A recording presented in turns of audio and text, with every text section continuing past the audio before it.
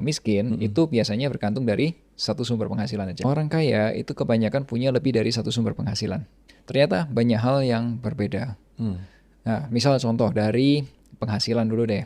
Oke. Orang kaya itu kebanyakan punya lebih dari satu sumber penghasilan. Dan dia nggak tergantung dari satu sumber penghasilan dari kerja. Biasanya punya lebih dari satu sumber penghasilan.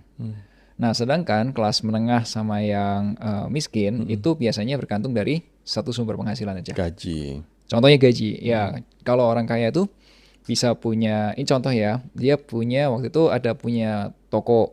Biasanya punya toko.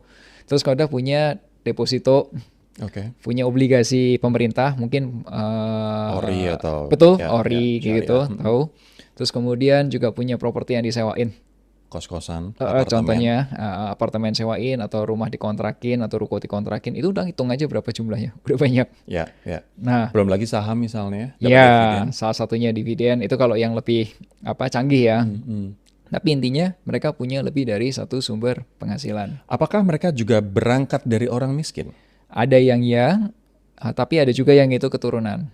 Jadi ada yang mulai dari start from zero, tapi ada juga yang memang benar-benar sudah diwariskan aja. Oke, kalau misalnya dari yang start from zero, kita fokus ke sana ya, Pak Alvin.